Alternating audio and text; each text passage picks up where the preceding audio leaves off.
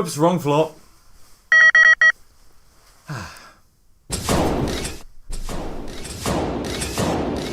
Mewtwo, do we have any need for useless, irrelevant one-shot characters that haven't appeared in ages? No.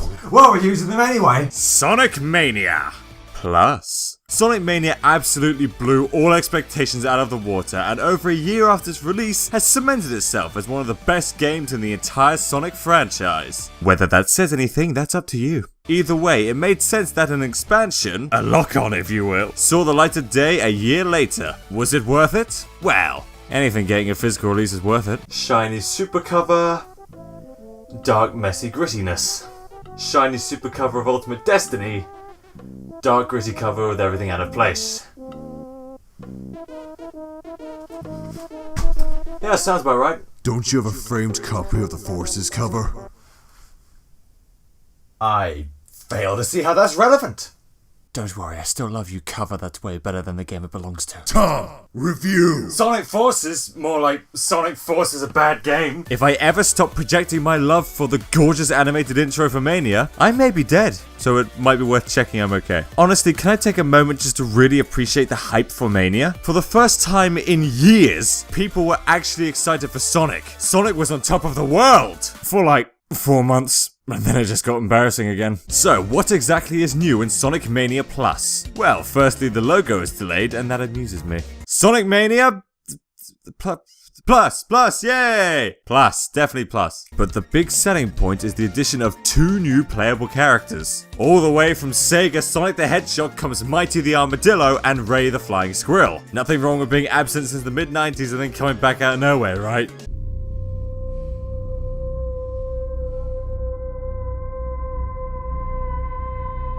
Might I inquire as to why there is a dictionary in here? I haven't seen that book in over 3 years. I remember the contempt, the anger, the irrelevancy. So, what exactly is it here to demonstrate? Mighty is strong as hell, bringing in a great stomp move that crushes items and enemies, while Ray can glide around like a regular Italian plumber. These skills are demonstrated best in the brand new mode, Encore Mode. I mean, that's what Sonic Mania Plus is really, an encore. Sonic Forces would then be the stage collapsing. Encore Mode is the meat of Sonic Mania Plus, so let's dive in and see how much different a year can make. Well, firstly, the menu has been updated, which is a lot more vibrant as opposed to the static one from before. Secondly, look at Knuckles. That's a man who has it all figured out. Booting up Encore Mode, we get... I'm all too familiar with that sound. The Phantom Ruby opens up in Angel Island Zone and drops Sonic off coming straight off the ending of Sonic Forces. The poor guy has seen some horrible things. I don't know how we can move on. Well, being transported into Sonic Mania Adventures, which is one of the best Sonic things ever created, helps. Seriously, watch it, it's phenomenal. But the first big change comes with Angel Island Zone being a full stage now. Sonic 3 was the first game I ever played, so running through a remake of the first level is magical to me. Oh, I'm having the time of my life here and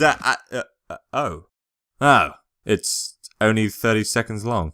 And 1 act. And it ends with a Knuckles' Chaotix reference. Now, normally I'd be disappointed, but... look how cute Ray is.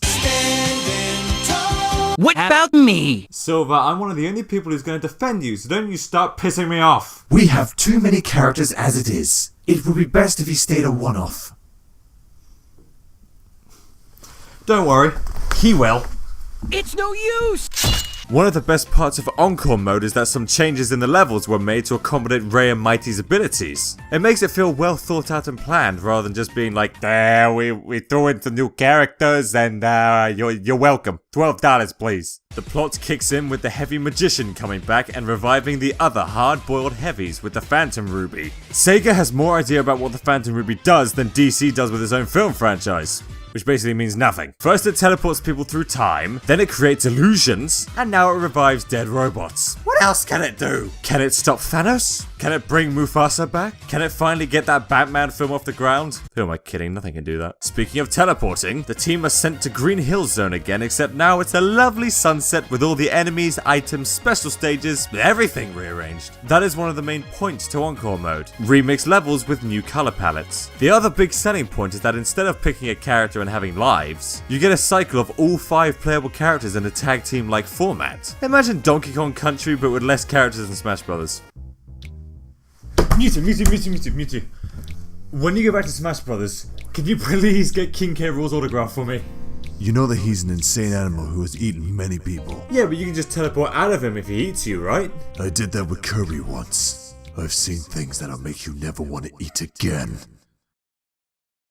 The use of tag team gameplay really makes for a new mindset when running through these levels. It makes for fast thinking switching. You may get to a point where you think, well, Sonic can't do that, but Tails can, or Knuckles, or Ray. I do kind of wish there was a shuffle option though, since the only way to be someone else not on screen is to die. Look, forces may have broken me, but that's a drastic step to take. But hey, switching on the fly is pretty cool.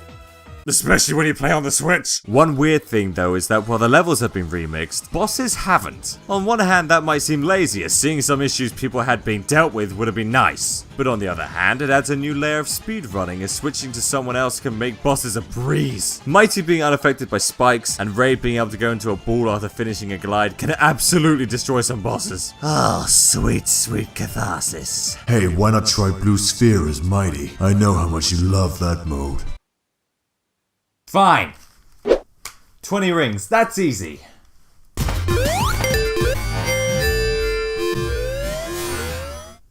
Excusez-moi? Gone is the Blue Sphere mode, which I'm all for. However, taking its place is Trap Tower from Sega Sonic the Hedgehog. Boy, I'm glad I reviewed that one prior to this, or else I'd have no idea what anything is. So somehow the developers managed to combine Sega Sonic with Sonic Spinball and Knuckles' Chaotix. You whack your character around a pinball arena? No idea what the technical term is. And upon knocking them into the slot at the top, you can try your luck and grab a character just like in Knuckles' Chaotix. Hey, at least level selection isn't random. God, that was stupid. We'll say though, the music is freaking awesome.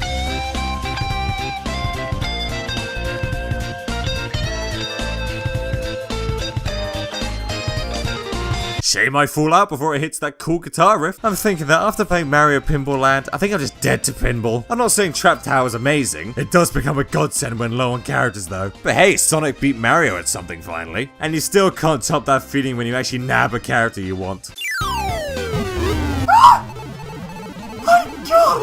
Gets a bit weird though when you reach the end of Green Hill Zone, or Sunset Hill from Sonic Advance 3 maybe? Are we going that deep cut with our references? And you're presented with the same cutscene from the main mode. Isn't this supposed to be a sequel after both Mania and Forces? Either it's not, or Eggman is very repetitive with his schemes, which, you know what, he might actually be. Hey, at least they added the animation for Tails getting dripped on. That adds like 20 adorable points right there. How much does Ray's reaction add?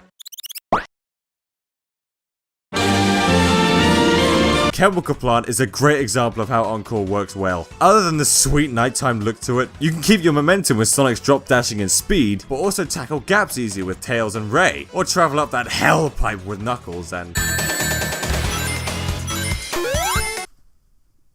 Did they just add an enemy on top of the most infamous water pipe in gaming history? How dare they? I shall defy the gods to bring down wrath unseen by mortal men that will make warlords and civilizations blaze with fear! Or just complain mildly. I mean, it's one enemy, I'll live. Still, it's like adding enemies to that singing ladder from Snake Eater. Wait, the ladder wasn't singing? Oh, I missed the point of that one. But hey, I've played enough Puyo Puyo Tetris now to have no issue with this, and I got cocky. This is like a 2, and I'm playing with a mindset of a 10. Oops. Anyway, Studiopolis Zone has gotten a very nice upgrade with some really sweet visuals. They make for a funky look that reminds me of the Cadbury Eclair color scheme. Their quality may have gone down after Kraft bought them, but goddamn, their eclairs are still good. Also, the main gang are lucky their names all start with different letters, or else it would get confusing fast. Actually saying that, you know, blue S for Sonic, yellow R for Ray, and a red M for Mario, I mean, it's obvious. What am I on about? Now, one thing I forgot to rant about last time is how much I hate this boss. It requires dead-on jumping combined with being pushed back by the constant movement. Luckily, our best boy Ray is here to turn this boss into a joke. Just glide over the bad missiles and boom! Now look how serious Ray is when running. Determination.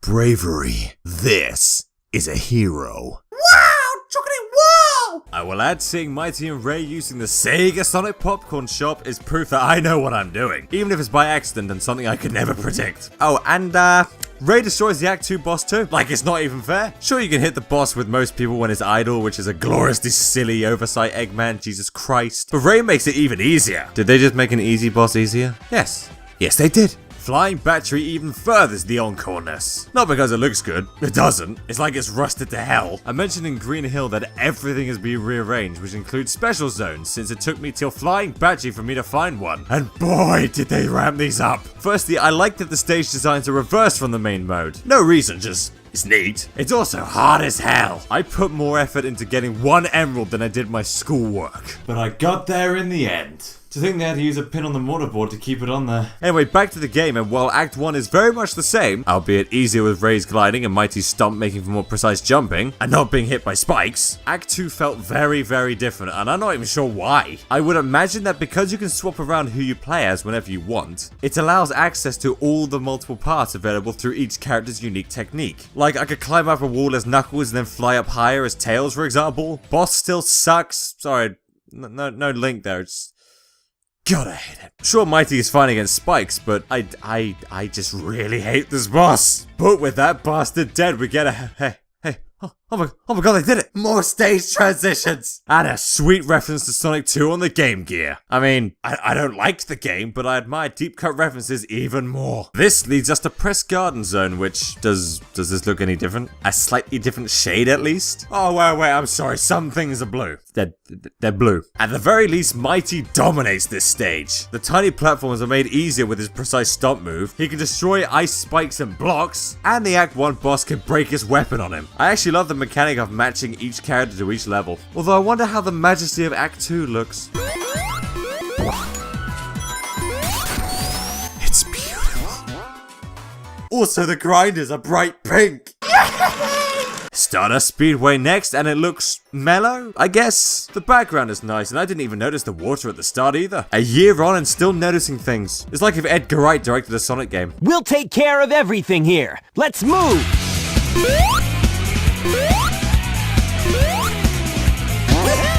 That was incredible. Now I'll get him good. Oh no! Other than that, though, I think I prefer it when the changes are less subtle. Like not changing a shade or two. I'd rather they go all out and change everything, like Sunset Hill or Chemical Plant by Night. At least Act 2 is the bad future from Sonic CD. It's cool, but if it was the regular future in the first Mania, and then Forces happened, and now it's the bad future? Subjective or not, that means the events of Forces caused a darker future for all, and... oh my god. I just figured out why Silver's in Sonic Forces. That's right! That's right, isn't it?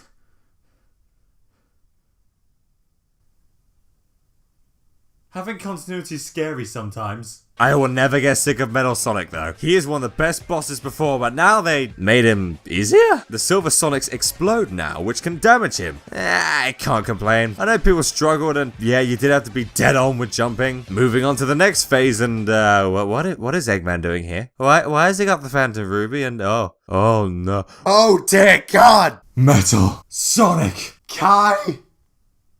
I gotta stop it. I gotta, hang on. I gotta make sure this never happens. Oh, shit.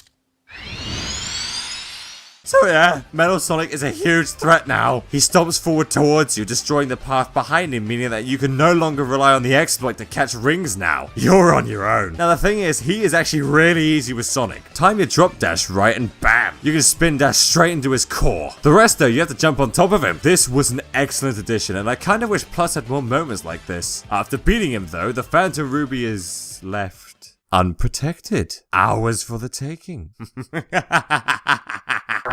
You know, I expect nothing less from Sonic CD. I'm not biased. Hey! Get out of here! Get out of sight! Can't be seen with you.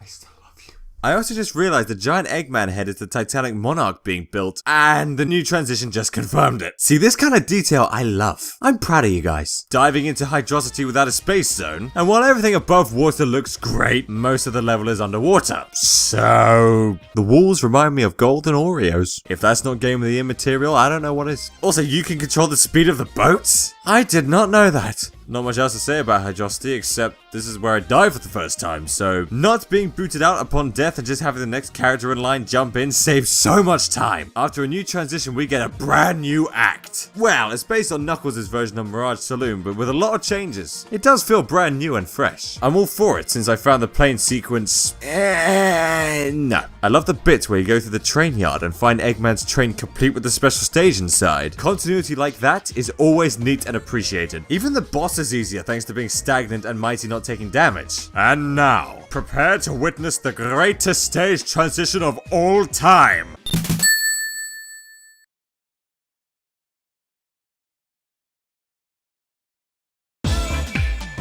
Act 2 takes place at night, which for a Western themed level is something I can really get down with. I also just realized that we now have Mighty rolling around in the desert. Mighty's rolling Western, if you will.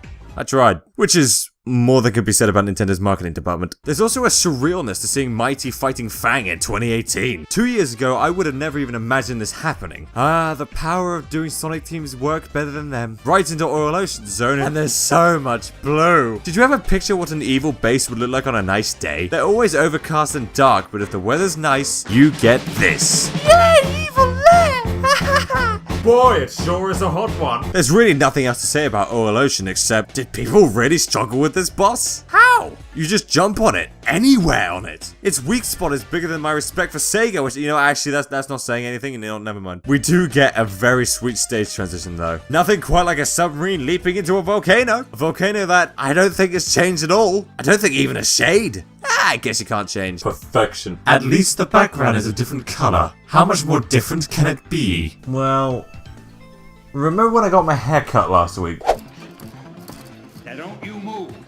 My hands aren't as steady as they used to be. By Odin's beard, you shall not cut my hair, lest you feel the wrath of the mighty ghost! Please, kind sir, do not cut my hair. No! No! No! And they cut off, like, that much? I mean, it's different, but you don't really notice.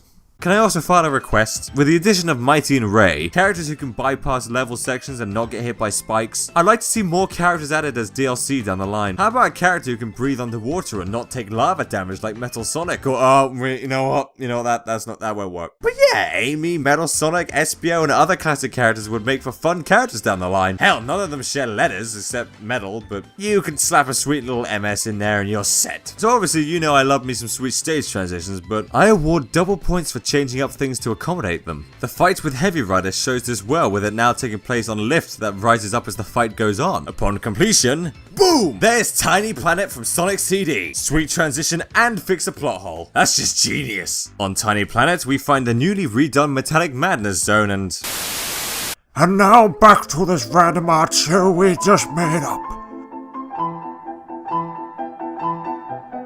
Greetings. I am TomatoGhost, the host of this art show I just made up. Now today, we will be discussing color combinations. Now, there are many wonderful color combinations to choose from. You could have blue and orange, or how about black and red?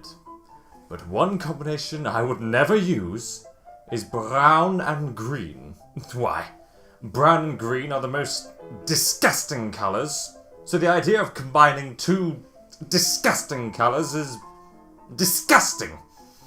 In fact, the idea that someone would use brown and green is so disgusting that I need cheering up. You know, here's some animation smears.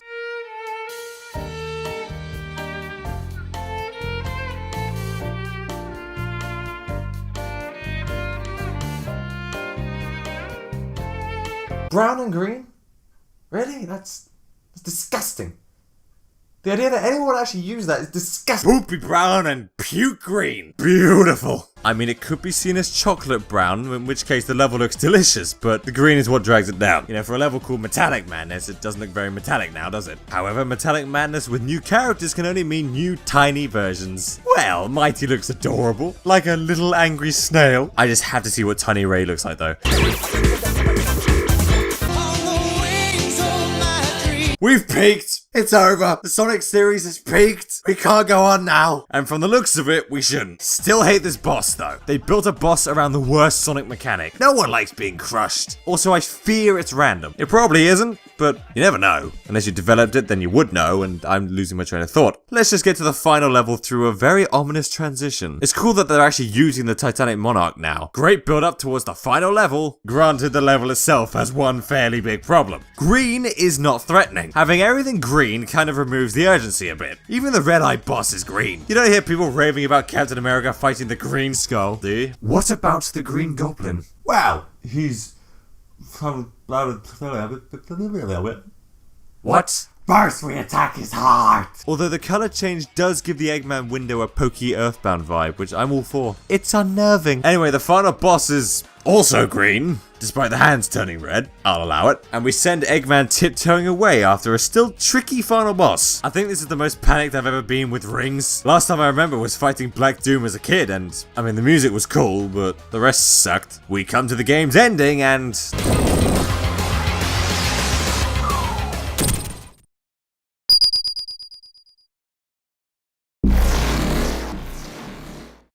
Oh, I figured of all the games to throw anticlimactic endings at me, it wouldn't be Sonic. Shit. Now there's only one thing left to do.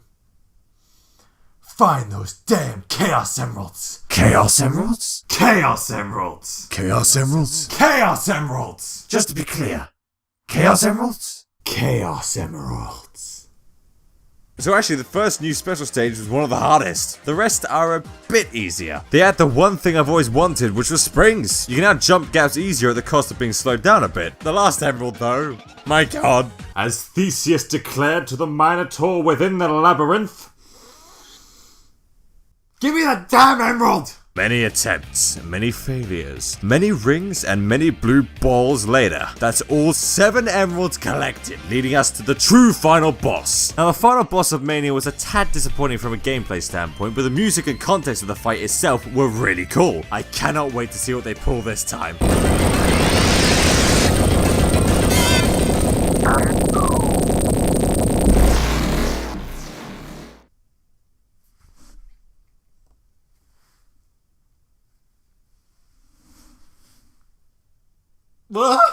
That's it, that's Sonic Mania Plus. I did like that everyone had super forms at the end though. That was cool. Even if Super Mighty and Super Ray don't look very super. He was cooler in the comics and he didn't even really exist. I do love the after credit scene though. Just seeing the gang chillin', the Chaotix bros being BFFs, and compliments. You're too cool. Shut up, baby, I know it. No idea what the little trapdoor inspired cliffhanger signifies though. Whatever happened to that big red thing then? Don't know. So, was Sonic Mania Plus worth it? You know what? Despite my probably unjustified nitpicking throughout the whole thing, I still say so. Mighty and Ray are excellent new additions to the cast, and I really hope this isn't it for them. Keep them around this time. Don't shove them in Sega's vault for another 20 years. Or at the very least, let Billy Hatcher out too. The tag team gameplay also adds a new layer to the whole experience. Also, if you already owned Sonic Mania from last year, Plus is only like £4. All this for £4. I couldn't get angry at that if I tried. They didn't have to do it, but they did. And it's great. Plus, you also get a physical release now. Yeah.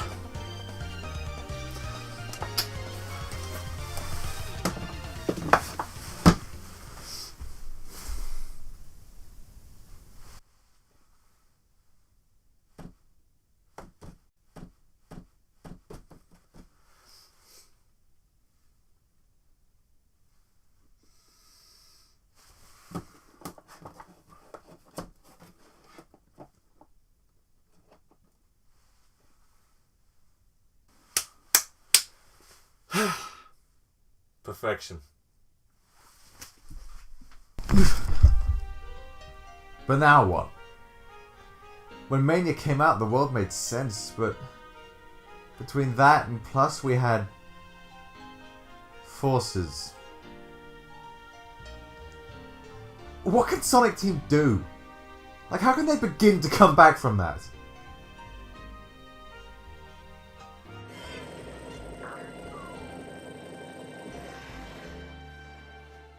And Eggman falling in the portal, that can only mean Forza's DLC and... I can't believe it. I don't know how we can... How can we go back? You seem quite vexed by this. I am, Caliburn. I am. I think I just need time to think, because this franchise is dangling by a thread. Like, what can they do? Where can they go now? I only know where I can go now.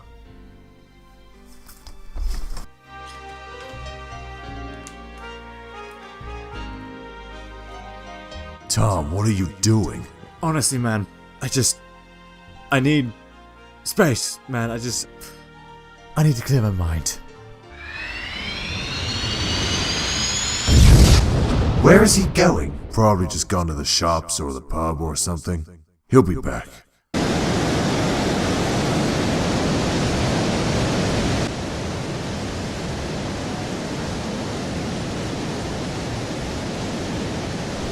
Is it like a problem? It feels like there's a huge issue about this. I mean, like, is it me? Am I the problem? Is it the hair? Or are my teeth not white enough? Because, you know, I am British. Or like the Great Falls is the bedrock of my faith in the Sonic franchise eroding beneath me.